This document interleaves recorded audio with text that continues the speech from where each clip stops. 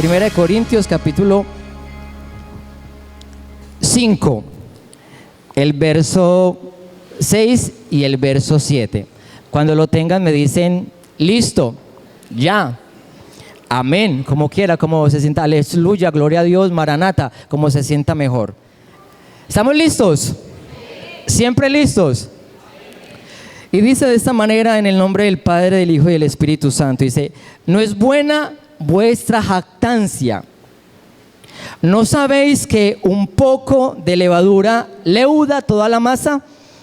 Limpiaos pues de la vieja levadura, para que seáis nueva masa, sin levadura como sois, porque nuestra Pascua es Cristo, que ya fue sacrificada por nosotros. Cierre sus ojos ahí donde está. Y más que cerrar sus ojos para concentrarse, yo quiero que tenga fe. Crea que Dios lo trajo a este lugar no solo para alabarlo, sino para hablarle al corazón. Un hombre dijo, en la escritura dice que una sola palabra tuya bastará para sanar a mi siervo. Una palabra del Señor que trajo a mi corazón. Llevo 11 años en el Evangelio. Una palabra del Señor me dijo, Dios, no temas, yo te ayudo. Y esa palabra me ha sostenido hasta el día de hoy. Siempre que desfallezco, siempre que debilito, siempre que no digo más, Dios me dice al corazón, hace mucho tiempo te dije, no temas, yo te ayudo. Y Dios tiene una palabra para ti. Dios tiene algo especial para tu corazón. Oh Dios de los cielos, aquí estamos, anhelando, amado Dios, escuchar tu voz. Realmente no quiero hablar, Señor. Yo quiero que hables tú, Señor, a tu pueblo, a tu amada iglesia, a tus hijos. Señor, y que tu palabra, Señor, y la unción del Espíritu Santo, que es la que enseña todas las cosas, Señor, hoy redarguya, reprenda, exhorte, motive, edifique, Señor, tu pueblo. Te lo ruego en el nombre poderoso de Jesús. Amén. Estos últimos meses, el pastor Wilder ha estado manejando las predicaciones por temas, ¿cierto que sí? El mes pasado hablamos hablaron. Yo prediqué una vez del evangelismo, ¿cierto? ¿Recuerdan la predicación? Más o menos, ¿cierto? Y este mes estamos hablando de el pecado, ¿cierto? Muchos teólogos, muchos predicadores dicen que la iglesia que habla del pecado, que continuamente está denunciando el pecado, es una iglesia de sana doctrina. Porque la mejor predicación, la mejor doctrina es hablar y denunciar continuamente el pecado. Amén. Y es necesario hablar, ¿por qué? Porque somos pecadores. No sé las predicaciones pasadas, qué temas ha manejado el pastor. Y yo he entendido por parte de Dios que el pecado es lo peor que le ha pasado a la humanidad. ¿Sí o no? El pecado nos tiene aquí, luchando con dos naturalezas, ¿cierto? Queriendo agradar a Dios y queriendo estar en el mundo, ¿sí o no? ¿O solo me pasa a mí? La Biblia dice que tenemos dos naturalezas. Una que quiere estar con Dios y otra que se opone completamente a Dios. Ustedes ya están completamente glorificados. Amén. Dos naturalezas tenemos y yo creo que el pecado es el peor mal de la humanidad. Y por ser el peor mal de la humanidad hay que arrancarlo de raíz. Y yo quiero compartir con ustedes algo que Dios ha estado hablando a mi corazón. Y el tema de la predicación es muy sencillo. Saca la levadura. Muy sencillo. ¿Dónde está Edwin por acá? Bueno, no está, hombre. Ay, Dios mío, usted me quiere decir, va a dejar mi profesión. No. Saca la levadura. Dígale al que está a su lado un codazo así suave o le jala la orejita suave. Dios te dice, saca la levadura. Saca la levadura, amén. La Biblia en muchas ocasiones, sobre todo nuestro Señor Jesucristo, habla de la levadura. Por ejemplo, En Marcos capítulo 8, el versículo 13 le dice a los discípulos: cuídense de la levadura de los fariseos y de la levadura de Herodes. ¿Cierto que sí? Entonces ellos se preguntaban: ¿será porque nos está diciendo esto el Señor que no trajimos pan? ¿Cierto? Jesús siempre se molestaba con ellos, les decía las cosas y no le entendían. Como todos nosotros a veces somos faltos de entendimiento, ¿cierto? El Señor le dijo: no les estoy hablando de algo natural, les estoy hablando de algo espiritual. Y les explicó que la levadura de los fariseos y de los saduceos es la falsa doctrina y es la religiosidad.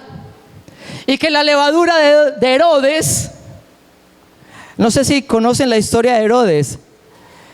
Herodes era un hombre un poquito mundanillo, ¿sí o no? Estaba interesado en muchos asuntos y le gustó una muchacha. Y Juan el Bautista lo denunció y le mandó a mochar la cabeza. De una, decapítelo. Le mandó a mochar la cabeza y se la mandó a tirar en la cara. Ese desgraciado Herodes, ¿sí o no? Tan malo.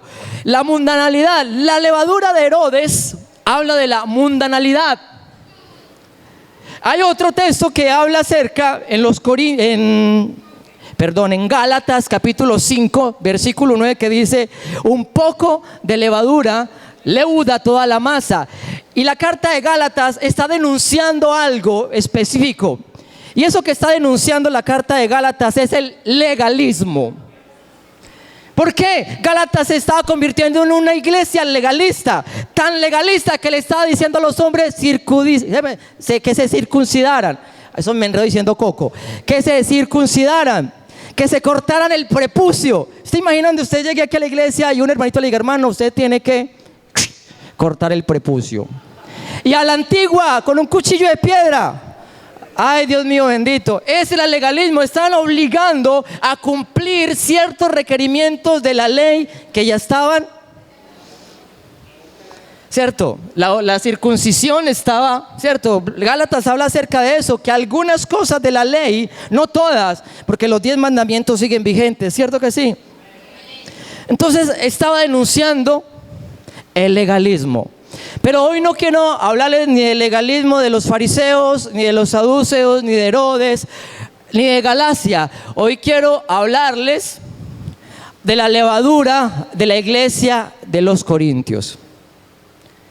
Para los que no saben, la iglesia de los Corintios era una iglesia muy problemática, Era tan problemática que Pablo mandó una carta de 15 capítulos o 16 creo, 15. Oiga, y le sacó secuela, la segunda de Corintios, el regreso, la venganza de Corintios, porque era una iglesia problemática. Le tocó sacar la segunda, porque era una iglesia que tenía muchos problemas. Y en el capítulo 5 que yo les leí a ustedes, denuncia algo muy particular. No sé si lo han leído completo, yo les leí solamente un texto, pero les voy a narrar todo lo que habla. Dice la escritura que Pablo había escuchado. Pablo, ¿qué pasó con Pablo? Que algunos hermanos, Pablo cuando escribió la carta estaba en Éfeso. Y estando en Éfeso, escuchó que estaban ocurriendo cosas. Oiga, y en ese tiempo no había WhatsApp, no había redes, y le llegó el mensajito allá a Pablo. Imagínate, Pablo, que estaba ocurriendo algo allá. Dice: he escuchado que hay un caso grave de inmoralidad en la iglesia. Muy grave. Que uno de ustedes, hermanos, se está acostando con la mujer de su padre, o sea, con su madrastra. Y ese no era el problema grave. El problema grave no era la inmoralidad. El problema grave es que la iglesia se estaba envaneciendo. Pablo le dice: ustedes se están envaneciendo. Y el texto que les leí dice: vuestra jactancia no es buena. Vuestra jactancia no es buena. ¿No sabéis que un poco de levadura leuda toda la masa? Dígale al que está a su lado para que no se pierda la predicación. Un poco de levadura leuda toda la masa. Vuestra jactancia no es buena. Un poco de levadura leuda toda la masa. Y yo quiero hablarles de este texto en específico. ¿Qué es vuestra jactancia? ¿Por qué Pablo les dice, están envanecidos? Vuestra jactancia no es buena. Un poco de levadura leuda toda la masa. Vamos a empezar hablando de ¿qué es la levadura? Yo quería que estuviera de una aquí para que me ayudara, pero no vino. Entonces me va a tocar explicarles a mí. El término, ¿está Julie? Hay un término que utilizan, ahí me corrigen los que saben, hay un término que se utiliza para levadura, que es giste. ¿Habían escuchado? Giste es un organismo, obviamente vivo, unicelular. Y este organismo unicelular, obviamente de una célula, que son, obviamente están las bacterias, están las algas y están los hongos ahí incluidos en estos organismos. Dice que estos en cualquier alimento o en cualquier lugar crean un gran estado de corrupción. ¿Qué crean? Giste es un organismo vivo que crea un gran estado de corrupción en la masa. Tremendo, ¿no? Ahí me disculpan un poquito, estoy como emocionado y gritando mucho. Giste es un organismo vivo que crea un gran estado de corrupción en la masa. Les explico. Antiguamente no era como ahora y ahora no es como antes, ¿cierto que no? Antiguamente no utilizaban la levadura que utilizan en estos tiempos. Anteriormente cogían una masa de pan completa, la amasaban, la colocaban a reposar un rato y le arrancaban un pedacito de masa. Y ese pedacito de masa lo colocaban ahí y lo dejaban que se fermentara durante mucho tiempo. Cuando volvían a hacer masa, cogían ese pedazo de giste, ese pedazo de masa y lo colocaban en la masa nueva, en la masa recién hecha. Y le dejaban 5 minutos y no pasaba nada, pero pasaba el tiempo, pasaban las horas y el pan empezaba a inflarse. ¿Qué pasaba con el pan? Se inflaba. ¿Y qué es lo que hace este giste o esta masa? Lo que hace es comerse los carbohidratos del pan, la vida del pan, y convierte esos carbohidratos en CO2, que es dióxido de carbono, que es un gas que lo que hace es inflar el pan. Entonces mire la analogía que hace Pablo. Un poco de levadura leuda toda la masa. Ahora preguntémonos, ¿cuál es la levadura que tenemos nosotros? Mire el que está a su lado, ¿cuál es tu levadura? ¿Cuál es tu levadura?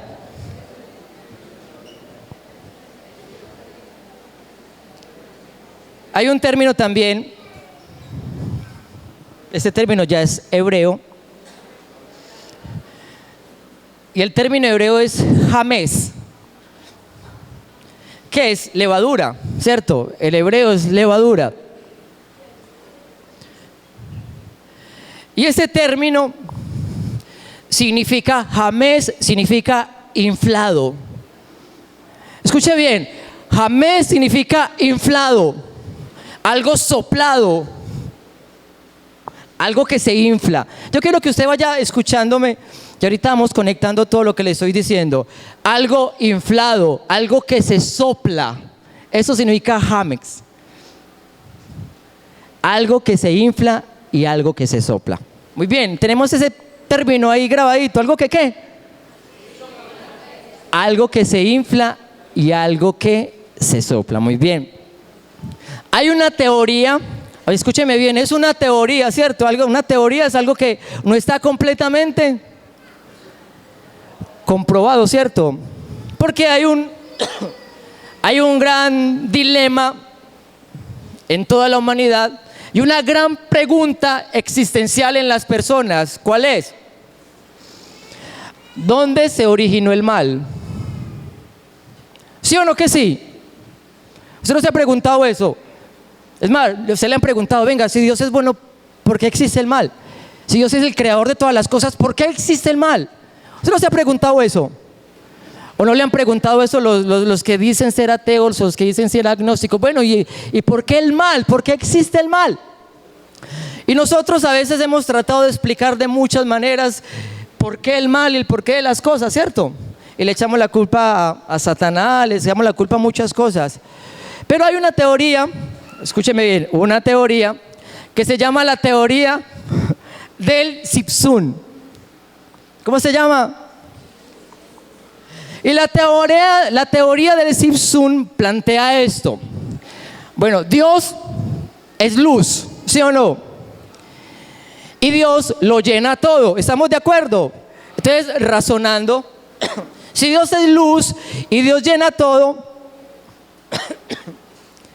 ¿cómo hizo Dios para crear al hombre sin destruirlo? Porque Dios dijo, no, es imposible que el hombre me vea y viva para contarlo. Lo estoy parafraseando, ¿cierto? Dios no pudo haber creado, ¿cierto? Si nos crea a nosotros en su perfecta luz, yo creo que no resistiríamos tanta gloria, ¿sí o no? ¿Usted no está de acuerdo conmigo? Dios llena todo el universo con su gloria y con su resplandor. Entonces Dios, si crea al hombre dentro de su resplandor, el hombre no puede vivir. La Biblia dice que el trono de Dios es el cielo y que Él habita en la luz inaccesible. Oye, estoy enredado. En una luz pues impenetrable, pues nadie puede estar en esa luz. Entonces, si Dios es luz, la teoría del Zipsun plantea que Dios le tocó hacer algo. El Zipsun plantea que se llama la contracción. La contracción es que Dios se contrajo un poco para poder crear. Es una teoría. Y se contrajo un poco y creó un lugar vacío para poder crear. Recordemos Génesis 1. Y la tierra estaba desordenada y vacía, y las tinieblas cubrían la faz del abismo. Había vacío, había tinieblas, y Dios es luz. Si había tinieblas, la luz de Dios no estaba ahí. Entonces Dios contrajo la luz para que hubiera tinieblas y hubiera oscuridad para poder crear. Obviamente es una teoría. Lo que quiero hacer es explicar algo. Y en ese lugar vacío, donde no estaba Dios, se originó el mal. ¿Por qué? Porque Dios creó ese vacío donde no estaba Él, y Satanás quiso estar en el lugar donde no estaba Dios. Y la ausencia de Dios es el mal. No sé si está de acuerdo conmigo, pero esto es una explicación que se le ha dado a este dilema. Si usted tiene otra explicación, por favor ayúdeme con eso. Entonces Dios se contrajo su luz, contrajo su gloria y creó un vacío. Unos dicen que es un vientre para poder gestar ahí. La Biblia dice que el Espíritu de Dios gestaba la creación. Entonces Dios se contrajo y el diablo se quiso meter en el lugar donde no estaba Dios. ¿Y por qué se metió ahí?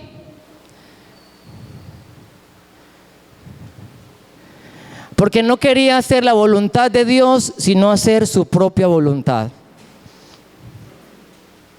Sabemos y entendemos que el pecado, que el mal se originó en el corazón de Satanás cuando él dijo, ¿qué dijo Satanás? Satanás dijo, subiré al trono de Dios y me sentaré en el lugar de Dios. ¿Cierto? Tomaré el lugar de Dios. O sea, ya no gobernará Dios, sino que gobernaré yo. Ya no se harán las cosas a la manera de Dios, sino que se harán las cosas a mi manera. El mal es hacer las cosas a mi manera, como me da la gana. Ese es el mal. El mal es cuando usted decide no seguir a Dios ni hacer su voluntad, sino hacer la suya.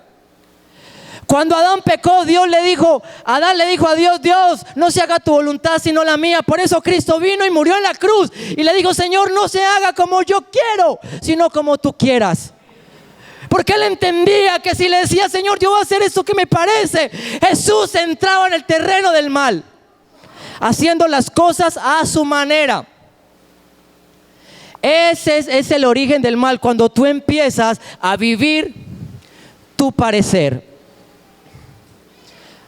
hacer las cosas a mi manera. Un psiquiatra español dice, el peor enemigo de la inteligencia es la arrogancia. la altivez y la vanidad. Y la Biblia dice, profesaron ser sabios y se hicieron necios, porque no le dieron gloria a Dios, porque no le dieron gracias, sino que se envanecieron razonando en sí mismos. Quisieron seguir sus propios caminos y no los de Dios. Ese es el mal, cuando tú no le haces caso a Dios, cuando a ti te parece que es mejor.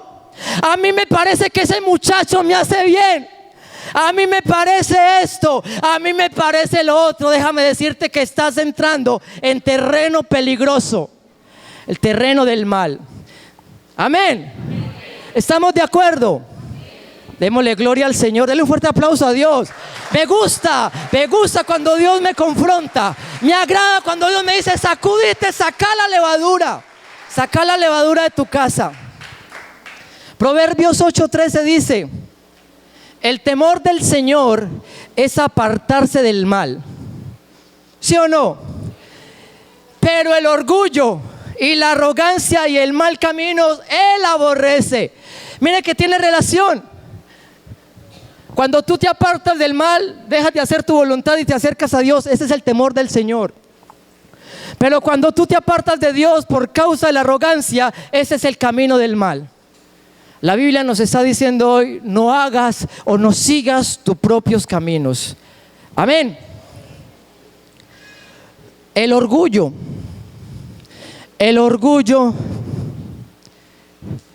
es la raíz de todo nuestro mal. El pecado mayor no es la inmoralidad.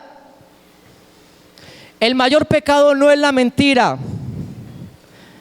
El mayor pecado no es el homicidio. El mayor pecado es el orgullo. Así como los demás frutos dependen del amor, así también los demás pecados dependen del orgullo.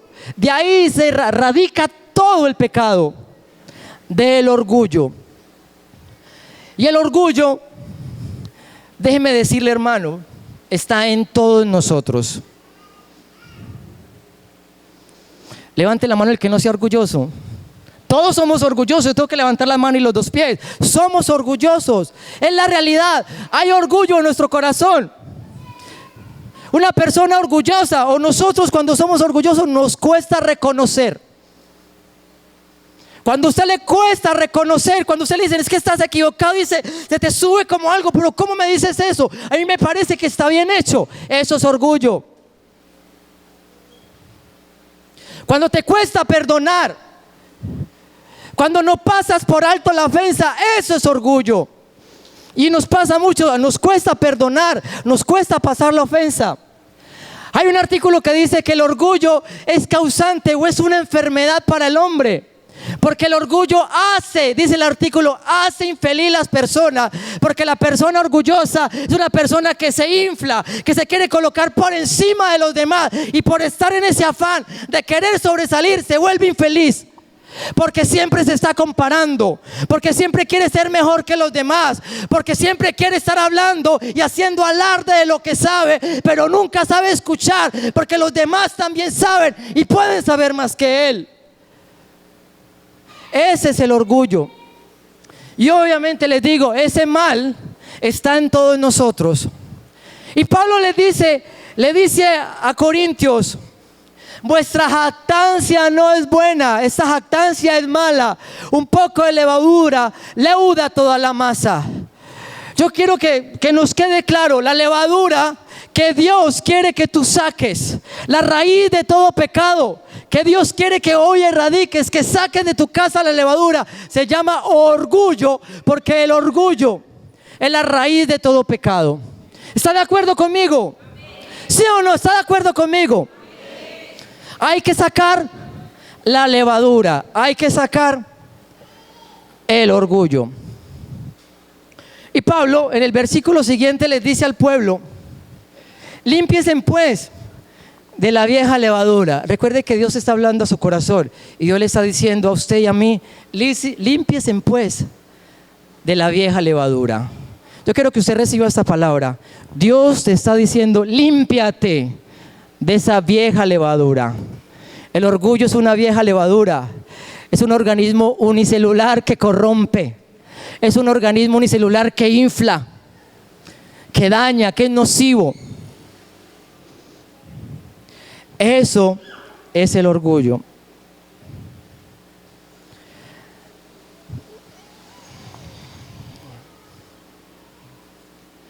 La Biblia es fascinante. Y a mí siempre me gusta tomar cosas del Antiguo Testamento. El texto que leímos dice: saquen pues la vieja levadura y celebren la Pascua con panes, cierto, de sinceridad, no de malicia ni de maldad. Y me llama la atención que Pablo le dice: celebren pues la Pascua, celebren pues los panes sin levadura. Hay una fiesta en el Antiguo Testamento que se llama la fiesta de los panes sin levadura. ¿La había escuchado? Se llama la fiesta de los panes sin levadura. Y Dios le mandó al pueblo de Israel que celebrara esta fiesta. Obviamente habían más fiestas. Son 7 fiestas por totalidad: la Pascua, los panes sin levadura, los primeros frutos, el Pentecostés, las trompetas, el Yom Kippur y los tabernáculos. Esas son las fiestas. Pero hay una fiesta que yo quiero que aprendamos un poco y podamos extraer el principio. ¿Sabía usted que hay varios niveles de interpretación en la Biblia? El primer nivel de interpretación es el literal. Y yo creo que ese todos lo sabemos, ¿sí o no? ¿Cuál es el literal? La Biblia dice: no mates. Entonces, ¿usted qué hace?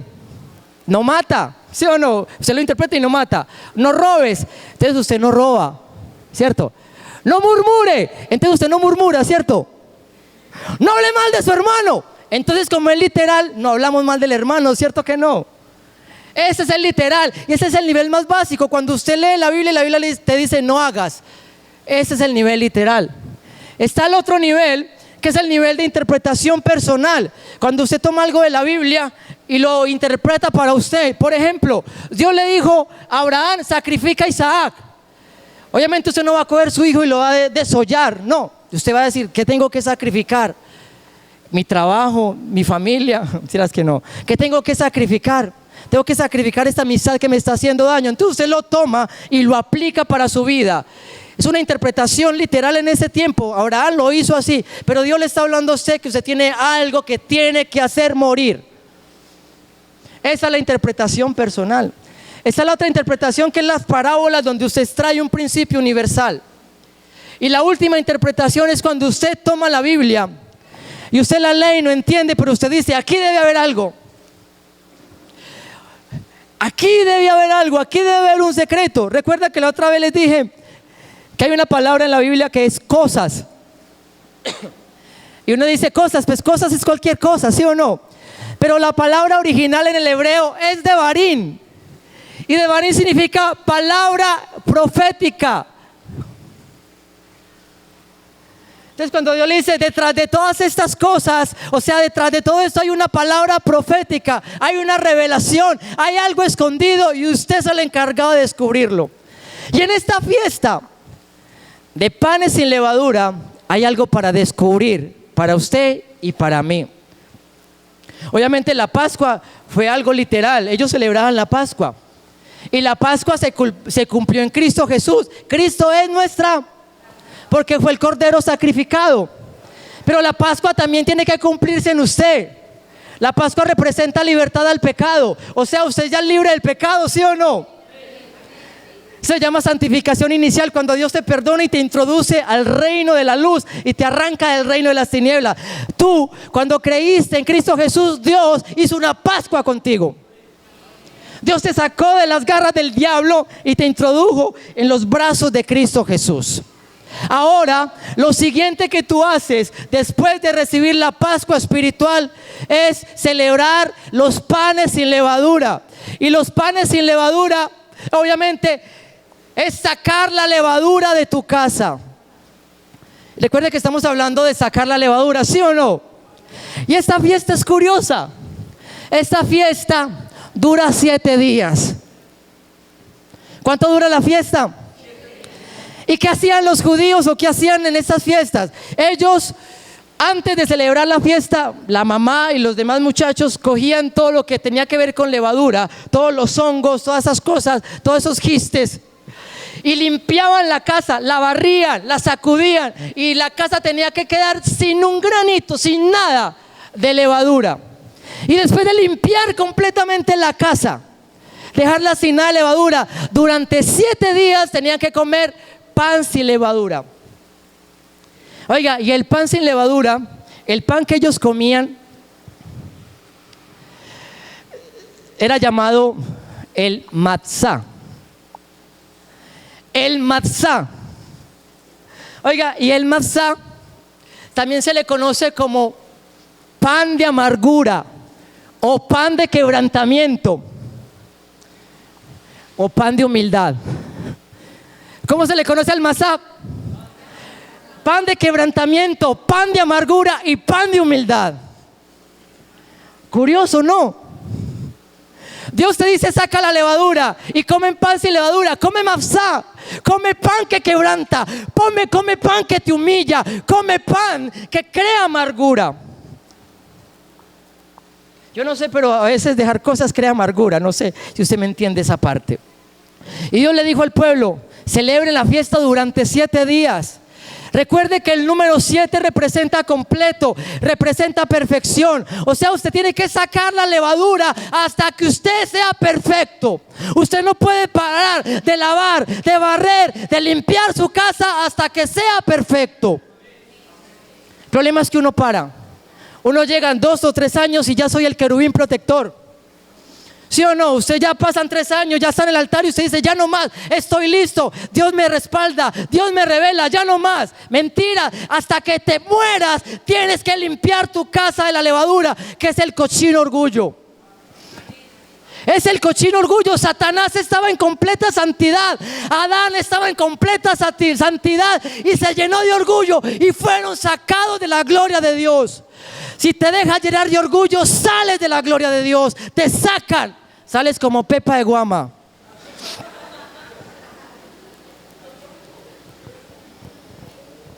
Aleluya. Estamos muy asustados con tanto. Hay que sacar la levadura, hermanos. Los panes sin levadura. Oiga, este pan sin levadura era un pan, era una semilla de trigo completa. ¿Y sabe qué hacían con este matzá, con esta semilla completa? Lo pisaban, la aplastaban, y después de aplastarla le hacían 39 rayas. Y después de hacerle 39 rayas la metían en el horno. Obviamente esto habla de Cristo Jesús. Cristo fue molido por nuestros pecados. Las 39 laceraciones de Cristo, su llaga nos curó. Pero no solo nos cura de nuestra enfermedad, nos cura de nuestro pecado. Porque si no eres sano de tu pecado, no eres sano de tu cuerpo. Si no quitas el orgullo de tu corazón, no se va a sanar tu alma. ¿Por qué no nos sanamos? Porque no nos sana el Señor primero interiormente. La sanidad está interior, y cuando sanas tu mente, cuando sanas tu corazón, sana tu cuerpo. Pablo le dijo: están enfermos porque no saben celebrar la fiesta del Señor. Están enfermos, pero cuando se celebra correctamente, somos sanos. Amén. Entonces Dios lo que quiere hacer contigo es aplastarte, lacerarte y meterte al horno, porque ese es el pan sin levadura. ¿Cuántos quieren esto? La Biblia dice que es mejor caer sobre la roca y ser quebrantado, que no que la roca caiga sobre mí y ser desmenuzado. Dios te está diciendo hoy: saca la levadura, pero tienes 2 opciones: espera que la roca caiga sobre ti, o tú caes sobre la roca. Dios nos está hablando del orgullo, hermanos. Me está hablando del orgullo. El orgullo nos mete en problemas, y Dios quiere erradicar completamente todo esto de nuestro corazón. Amén. celebremos, dice Pablo, la fiesta sin panes y sin levadura. El Had Hamasat, los panes sin levadura, es una fiesta. ¿Qué es? ¿Y la fiesta qué representa? La fiesta representa gozo. ¿Sí o no? Recuerde que yo le dije que la persona orgullosa es infeliz. Pero cuando usted celebra la fiesta sin panes, sin levadura, usted entra en el gozo del Señor. Nosotros ahora no celebramos todo ese tipo de cosas, pero nosotros tenemos una celebración mayor. Nosotros venimos continuamente al altar de Dios a celebrar el sacrificio de Cristo, su victoria eterna, su resurrección, amén. Por eso es que a veces no te gozas en la iglesia. Yo no sé si a usted le ha pasado que usted viene a la iglesia y entra cargado y sale más cargado. Tiene que ser al contrario. Usted viene a la iglesia a celebrar la fiesta, tiene que salir libre de este lugar. Si no sales libre, si no sales gozoso, si no sales sano, es porque hay orgullo en tu corazón. Amén. Y termino con esto. Después de la fiesta de panes sin levadura están los primeros frutos. Y los primeros frutos hablan de la resurrección de Cristo. Pero para el creyente es el nuevo nacimiento. Porque el hombre resucita, pasa de muerte a vida. Y después de la fiesta de los primeros frutos viene el Pentecostés. Y el Pentecostés es la manifestación gloriosa, maravillosa, poderosa del Espíritu Santo que transforma, que trastorna toda una generación. Usted cuando lee Hechos, usted ve que el Espíritu Santo descendió sobre esas personas comunes. Y en la primera predicación de un hombre que era cobarde, que negó a su Señor, se convirtieron 3,000 personas. Y se decía de ellos: estas personas son las que trastornan el mundo entero, ponen al mundo de cabezas. Cuando usted no se limpia de los panes sin levadura, usted jamás va a entrar en un Pentecostés. Porque todo tiene un orden. Dios es un Dios de orden. Y si no te limpias del cochino orgullo, jamás verás la gloria de Dios. Si yo no me limpio del cochino orgullo que hay en mí, jamás puedo clamar, puedo ayunar, puedo desgarrar mi corazón, pero jamás veré el advenimiento total del Espíritu Santo sobre mi vida. Eso es lo que Dios quiere contigo. Dios quiere llenar esta casa. Dios quiere derramar el Espíritu Santo, pero el pecado no nos deja. Y hoy Dios nos está hablando a todos. A través del pastor, a través de los hermanos, Dios está denunciando el pecado. Si se humillare mi pueblo, sobre el cual mi nombre es invocado, y orare. Si se humillare mi pueblo, dice el Señor. Si se humillare mi pueblo, dice el Señor. Si dejare el cochino orgullo, yo iré de los cielos.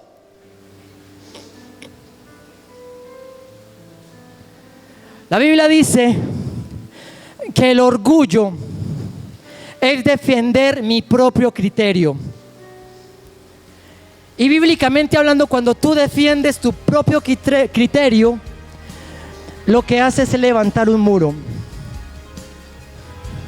Defender en la Biblia es levantar un muro para que nadie más entre, para que nadie más vea. Y cuando tú levantas un muro, ¿sabes qué pasa? Tapa la ventana de tu casa con adobes, a ver qué pasa. No vuelve a entrar jamás la luz. Y si no hay luz, hay tinieblas. Y si no hay tinieblas, hay mal. Y el orgullo nos ha hecho levantar muros, porque nos cuesta. Hay hermanos que nos cuestan. Resistimos hermanos, pasamos de largo por no saludarlos. Nos pasa a todos. Estamos colocando barreras. Y estas barreras impiden que estemos en unidad. Porque la Biblia dice que cuando el pueblo está unido, Dios hace descender la unción como un buen óleo. Cuando estamos unidos, la gloria de Dios desciende como el rocío de Hermón. Pero el orgullo ha creado barreras entre nosotros. Y mientras no derribemos el orgullo, el pecado no habla gloria de Dios. Amén. Cierra tus ojos donde estás.